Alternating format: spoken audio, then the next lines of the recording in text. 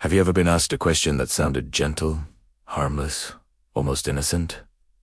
Yet something inside you tightened, a tone so soft it disarmed you, a smile so warm it felt safe. And then, the moment you answered, you realized you had just stepped inside a trap designed long before you even saw it coming. That's the art of the liar. They don't lie with words alone. They lie with tone, with timing, with questions crafted to make you doubt your own reality. And once you start doubting yourself, they don't even need to hurt you anymore. You'll do it for them. The ancient Stoics understood this long before the world even had a name for manipulation. Seneca warned us. Epictetus warned us.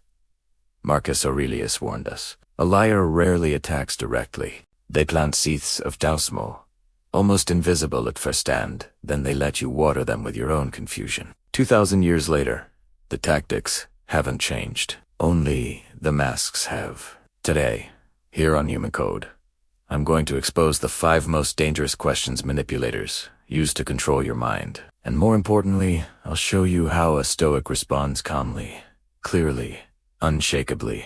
By the time we're done, you'll never fall into these traps again. So stay with me, because this might be the lesson that saves your peace, your power, and your sanity. The first question they use is simple. Why are you being so sensitive? It sounds harmless, almost like they're trying to comfort you. But beneath that quiet tone is an accusation. What they really mean is, you're imagining things. Your feelings aren't valid. The problem is you, not me. Think about how many times this has happened to you. You point out something that feels off, something you know wasn't right, and they laugh it off. Relax.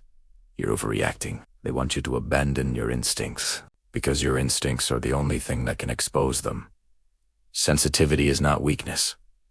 Sensitivity is awareness. The person who feels deeply sees danger long before others do. A Stoic doesn't get defensive here. A Stoic replies calmly, I'm not being sensitive. I'm being observant. And that one sentence is enough to crack their mask. Then comes the second trap. You trust me, right? It sounds innocent, but it's not a question.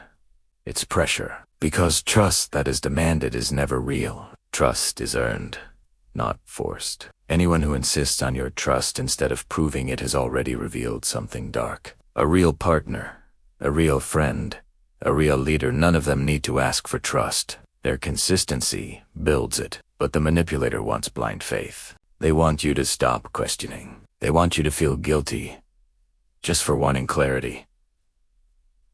Epictetus warned us of this. No man learns anything when he believes he already knows everything. And that's exactly what they want, your silence. The Stoic response? Take a breath and say, trust is earned through consistency. Are you asking me to ignore my judgment? A liar will break. A truthful person will stay calm. Then comes a sharper question. Are you accusing me of something? This one flips the entire conversation. Suddenly, you're not the one seeking truth.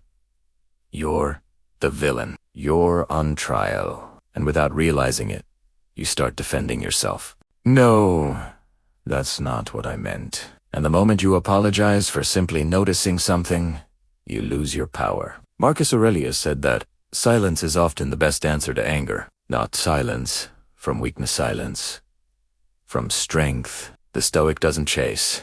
He doesn't scramble. When someone snaps, are you accusing me?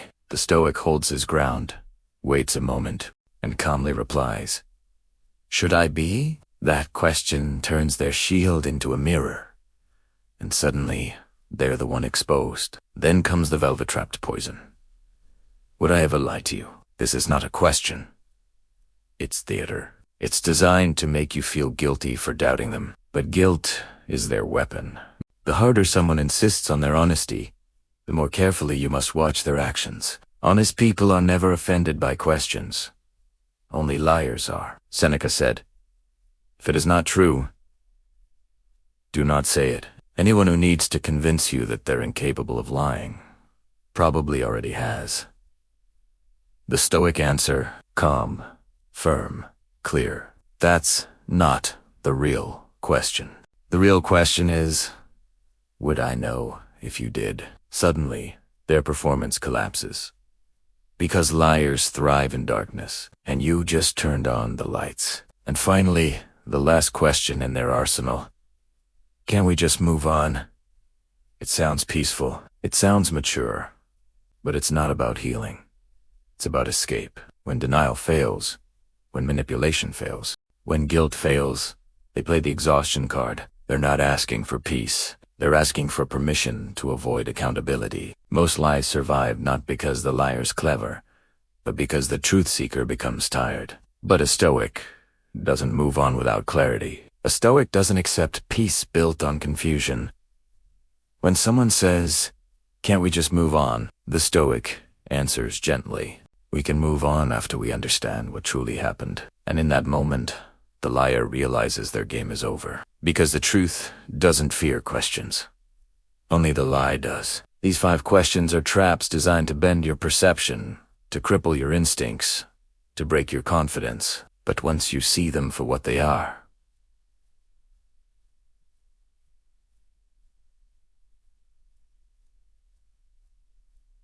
they lose all their power. The Stoics didn't teach us to fight people.